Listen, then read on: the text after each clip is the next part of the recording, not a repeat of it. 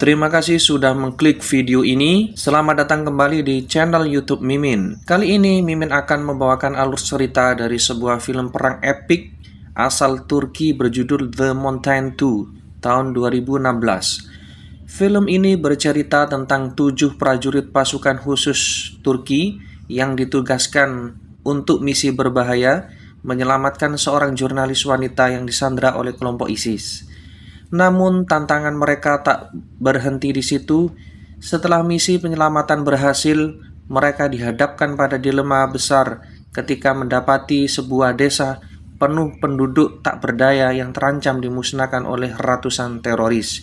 Dirilis pada 4 November 2016, film ini mendapatkan sambutan luar biasa dengan rating hampir sempurna yakni 9,5 dari 10 di situs IMDb. Oke, baik, langsung kita simak alur cerita The Mountain 2. Film ini diawali dengan narasi singkat yang menjelaskan bahwa film ini didedikasikan untuk para anggota militer Turki seperti Bintara Omer Halis Demir, Perwira Harun Kilin, prajurit kepala Yunus Emre Ucar, dan seluruh angkatan bersenjata Turki serta semua prajurit yang berjuang tanpa pamrih.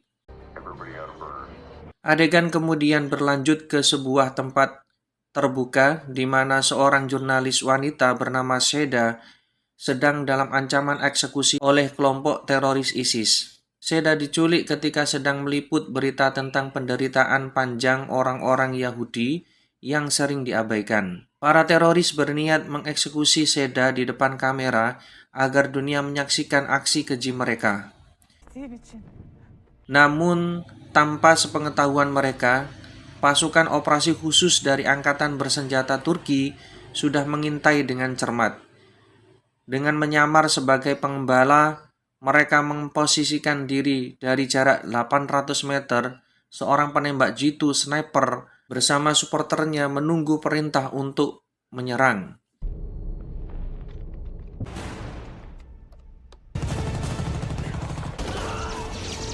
Momen tegang itu berubah drastis ketika operasi berhasil. Tim khusus tersebut menumpas para teroris, menyelamatkan Seda, dan membawanya ke sebuah desa yang aman. Di sana penonton diperkenalkan dengan 7 anggota pasukan khusus Turki, yaitu Letnan Kolonel Faisal Gokmusa sebagai pimpinan pasukan, dan ke-6 anggotanya Ismail, Ogus, Bekir, Mustafa, Basir, dan Arif, seorang sniper handal. Selanjutnya, mereka melanjutkan perjalanan menuju lokasi pendaratan helikopter yang telah dijadwalkan menjemput mereka. Lokasi tersebut berjarak 24 km ke arah barat. Dalam perjalanan, Ogus dan Bekir bergerak lebih dulu untuk memeriksa keadaan. Tak lama, mereka melihat sesuatu yang mencurigakan di depan dan segera melaporkan hal itu kepada Letkol Faisal. Setibanya di lokasi, mereka menemukan jasad-jasad penduduk desa yang dibantai oleh teroris ISIS sekitar 2 atau 3 jam sebelumnya. Kekejaman itu sangat mengerikan. Para teroris mengeksekusi semua penduduk desa, termasuk anak-anak, hanya karena perbedaan keyakinan. Tak lama kemudian, Arif melaporkan kepada Faisal bahwa kelompok teroris ISIS berada tidak jauh dari lokasi mereka dan sedang bergerak ke arah mereka. Mengetahui hal ini, Faisal dengan tenang berkata, "Biarkan mereka datang, karena kita adalah pecinta kematian." Flashback ke masa lalu. Letkol Faisal mengumpulkan pasukannya di awal pelatihan dan berkata, "Dari 200 bintara yang mengakui pelatihan ini, hanya 20 orang yang akan terpilih untuk bergabung dalam tugas aktif bersama saya. Jika kalian mencari ketenaran, ingin dianggap pahlawan, atau menjadi legenda, maka kalian berada di tempat yang salah. Tujuan kita adalah dilupakan dan tidak dikenal sebagai pasukan khusus. Tugas kita semata-mata melayani rakyat Turki, menjauhkan mereka dari penderitaan dan ketakutan. Kita adalah pecinta kematian. Jika suatu hari kita menghembuskan nafas terakhir, satu-satunya yang kita lihat adalah darah kita sendiri. Dan satu-satunya yang kita dengar adalah keheningan. Namun ketahuilah, kita tidak sendirian. Semua pasukan khusus akan mati bersamamu dan terlahir kembali bersamamu. Kembali ke masa kini, terlihat kelompok teroris ISIS mendekat ke arah posisi Faisal dan pasukannya yang sedang mengintai. Menyadari ancaman tersebut, Faisal segera menghubungi unit tank tempur untuk melumpuhkan para teroris. Tembakan dilepaskan secara presisi, dan dalam waktu singkat mereka berhasil menghabisi seluruh target. Tak lama kemudian, Faisal menerima panggilan radio dari pusat komando. Pihak komando melaporkan bahwa pasukan Kurdi di utara sedang kewalahan menghadapi 2.000 mujahidin yang telah mengepung gunung untuk menutup perbatasan. Situasi menjadi sangat kritis dan pusat komando memerintahkan Faisal dan timnya untuk segera meninggalkan lokasi karena mereka kini berada di tengah-tengah invasi besar-besaran. Sedaya mendengar perintah tersebut menyarankan Faisal untuk bergerak menuju lokasi aman yang diketahui. Dengan menggunakan kendaraan yang mereka ambil dari teroris, tim segera bergerak menuju tempat itu. Flashback, adegan beralih ke masa pelatihan keras yang dijalani oleh Faisal dan timnya. Saat bergabung dengan pasukan khusus Baret Merah, siang dan malam mereka menjalani latihan berat untuk membentuk mental dan fisik menjadi prajurit tangguh yang tidak mudah menyerah dan mampu berharap hidup di medan perang dengan kondisi cuaca ekstrim. Kembali ke masa kini, mereka akhirnya tiba di dekat tujuan, yaitu sebuah makam kuno milik Raja Akadia bernama Sargon. Faisal memerintahkan Oghuz, Bekir, dan Baibars untuk memeriksa area makam tersebut sebelum mereka menggunakan sebagai tempat persembunyian. Menjelang malam, ketiganya bergerak mendekati lokasi dan mendapati beberapa teroris berjaga di sekitar makam. Mereka bersenjata lengkap dan tampak terlatih dengan kemampuan taktik perang yang mumpuni. Dengan strategi dan keterampilan yang dimiliki, pasukan khusus ini bersiap untuk melancarkan serangan.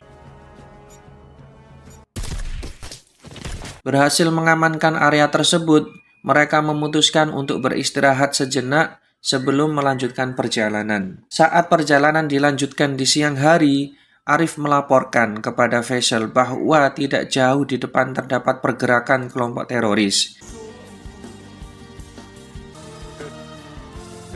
Para teroris ISIS terlihat menyekap dan menyiksa 3 warga sipil, seorang perempuan dewasa, seorang remaja perempuan, dan seorang anak kecil yang diikat. Sersan Bekir yang melihat kekejaman itu berkata, "Kita tidak boleh mengabaikan ini." Rekan-rekannya termasuk Oghuz setuju. Mereka segera memutuskan untuk menyelamatkan para warga sipil tersebut dan menyusun strategi. Tim dibagi menjadi 2. Arif ditemani Seda bersiaga dengan peran sebagai sniper untuk mendukung dari jarak jauh. Sementara Faisal dan anggota lainnya bergerak mendekati para teroris secara langsung. Waktu mereka sangat terbatas karena salah satu wanita yang disekap terlihat disiram minyak dan tampak akan dibakar hidup-hidup. Di bawah komando Faisal, mereka menghitung mundur. 1, 2, 3. Pada hitungan ketiga, mereka melancarkan serangan cepat dan presisi. Serangan ini berhasil menumpukan para teroris tanpa memberikan kesempatan untuk melawan, sekaligus menyelamatkan para wanita sipil yang disekapnya. Mereka akhirnya berhasil melumpuhkan semua teroris dan menyelamatkan para sandera. Salah satu pria yang mereka selamatkan adalah seorang polisi militer dari Kurdistan, Irak. Karena kondisinya yang sangat terluka, Faisal memberikan morfin. Polisi militer itu menceritakan bahwa sebelumnya dia bersama 80 pasukan, namun akibat invasi ISIS, seluruh pasukannya terbunuh, menyisakan dia seorang diri. Dia kemudian memohon kepada Faisal untuk mengakhiri penderitaannya dan memintanya untuk menembaknya tepat di jantung. Setelah itu mereka melanjutkan perjalanan, membawa 2 warga sipil yang diselamatkan bersama mereka. Menjelang sore, mereka berhenti sejenak untuk beristirahat. Di sana mereka diperkenalkan dengan 2 warga sipil, yaitu Guldan dan Nabat. Tidak jauh di depan mereka terlihat sebuah desa bernama Desa Cerdas. Desa itu adalah tempat tinggal Guldan dan Nabat. Arif yang memantau desa itu memberitahu Faisal bahwa desa tersebut tampaknya aman dari ancaman teroris ISIS. Singkat cerita, pada sore hari mereka mendapati desa Cerdas dan diberitahu bahwa tidak jauh dari desa tersebut terdapat lokasi pendaratan helikopter yang akan menjemput mereka pada pagi hari. Setelah memastikan bahwa desa itu aman, mereka bertemu dengan kepala desa dan Ibu Guldan yang memperkenalkan mereka kepada satu-satunya pejuang desa yang tersisa, Boron. Boron memberitahu mereka bahwa penghuni desa saat ini hanya berjumlah 40 orang, 25 orang dewasa, dan 15 anak-anak. Boron kemudian mengajak mereka untuk beristirahat di rumahnya dan menceritakan bahwa lututnya tertembak saat bertempur melawan ISIS yang menyerang kota Lafar 3 tahun yang lalu. Tak lama kemudian, pusat komando menghubungi mereka dan memberitahu bahwa para teroris telah menghancurkan tentara Irak dan Kurdil di wilayah tersebut. Sekarang batalion utama ISIS dengan 100 pasukan telah menguasai daerah itu dan berencana menjarah desa tersebut. Yang akan tiba besok siang, pusat komando memerintahkan mereka untuk meninggalkan desa tersebut dan menuju lokasi pendaratan helikopter sebelum fajar. Mendengar kabar tersebut, Boron berkata, "Tidak apa-apa, kalian bisa pergi dan meninggalkan desa ini." Namun Faisal menegaskan bahwa misi mereka bukanlah untuk melindungi desa ini. Tanggung jawab saya adalah menjaga anak-anak buah saya hidup karena saya mencintai mereka seperti keluarga saya sendiri, ujar Faisal. Boron merasa kecewa, bertanya apakah penduduk desa yang tidak berdosa pantas menerima nasib itu. Kemudian dia menarik diri dari Faisal dan berkata, jika keberanian berarti meninggalkan gadis ini dan seluruh penduduk desa untuk dibantai, maka saya lebih memilih untuk menjadi pengecut. Lalu Boron pun pergi. Saat berdua dengan Ogus, Faisal mengungkapkan bahwa selama bertugas, dia sering mengabaikan hal-hal yang benar demi misi. Dia kemudian bertanya kepada Ogus, "Apa yang seharusnya kita lakukan?" Ogus menjawab, "Pikiranku mengatakan kita harus segera pergi. Perang ini tidak akan pernah berakhir. Jumlah teroris sangat banyak. Jika kita harus melawan mereka, tapi hatiku mencoba untuk menipuku. Hatiku berkata, kita tidak bisa meninggalkan mereka untuk dibunuh.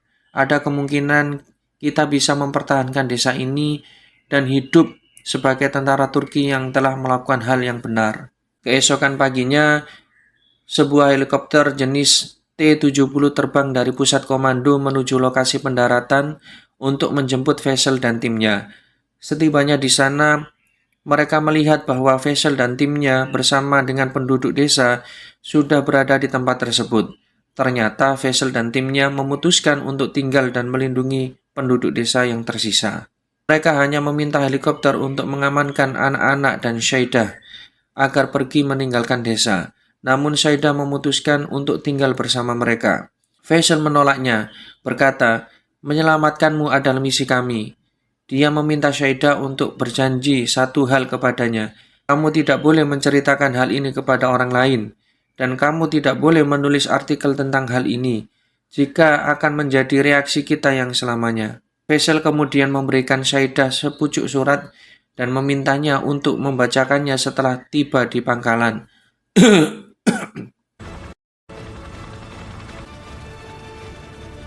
Selanjutnya, atasan mereka di pusat komando menghubungi Faisal dan tampaknya sedikit kesal setelah mengetahui bahwa mereka memutuskan untuk tinggal.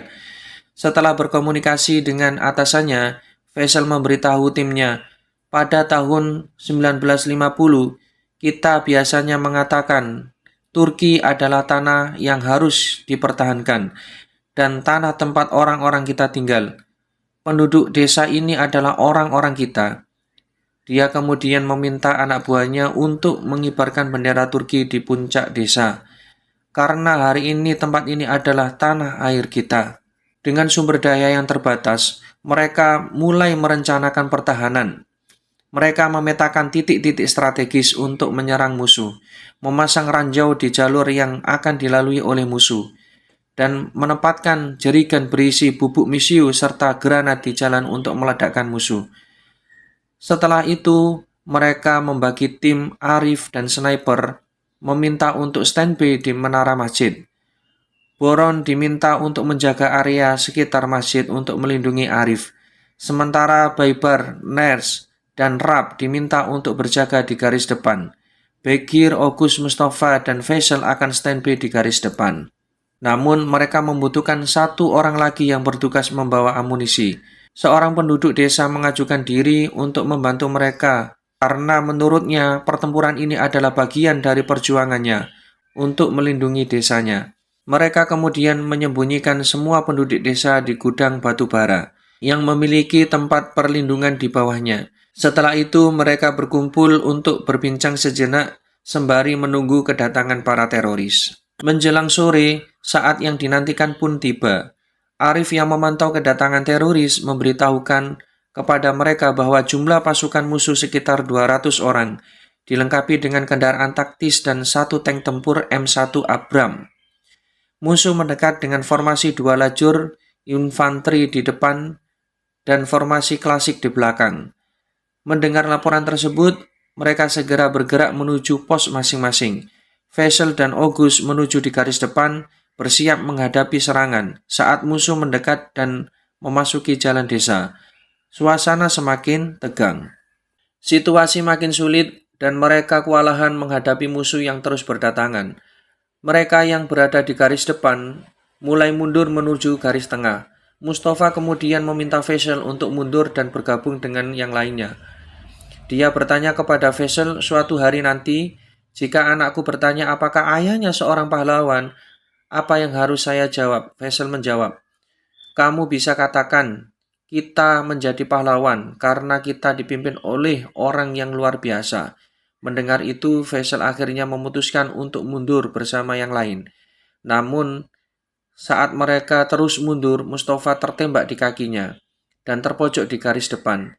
Ia bertahan menghadapi serangan musuh, tetapi karena jumlahnya kalah, ia akhirnya tertangkap. Sebelum ditangkap, Mustafa meminta Arif untuk menjaga dan merawat anak-anaknya. Arif berjanji untuk membesarkan anaknya dengan baik. Mustafa memegang granat. Dengan penuh semangat teriak, gugur satu tumbuh seribu, dan meledakkan diri bersama dengan beberapa teroris. Perang terus berlanjut. Faisal yang terluka parah meminta Baibars, Arif, dan Esref untuk segera mundur menuju benteng terakhir di gudang batu bara.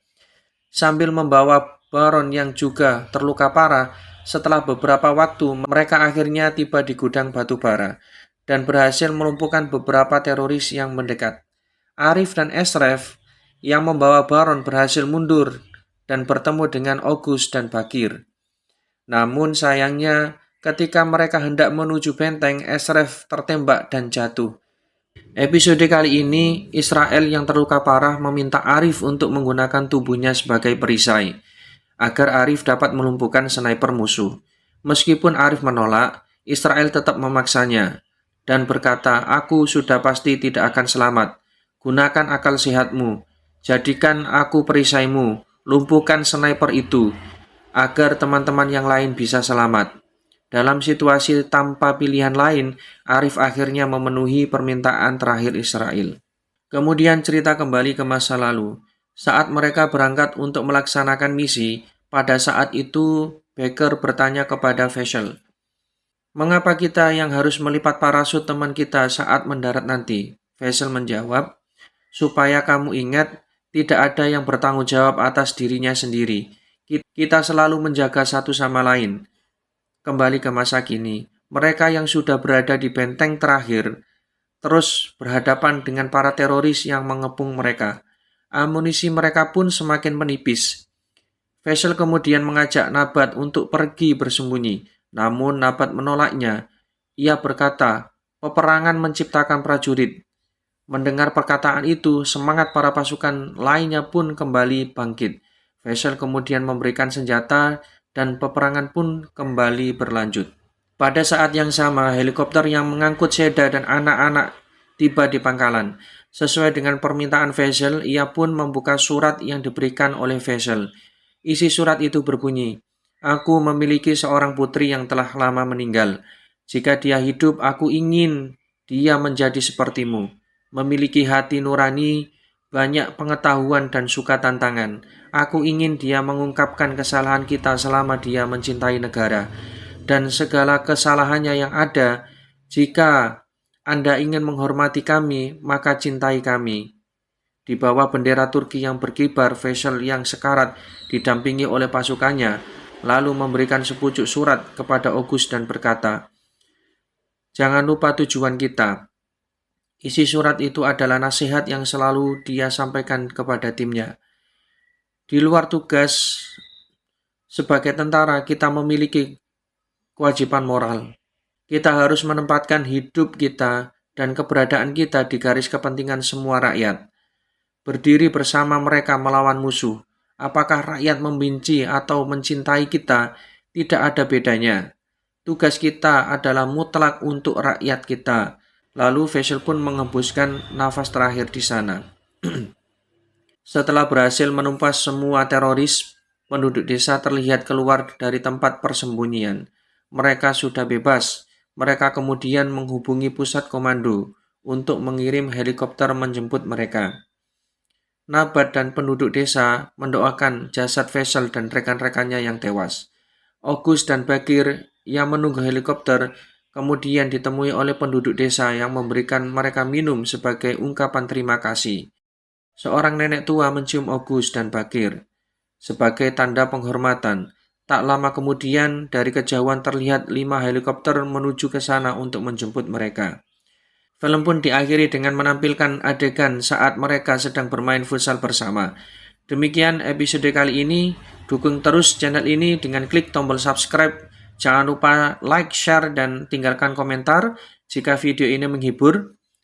Sampai jumpa di episode selanjutnya. See you, bye-bye, terima kasih.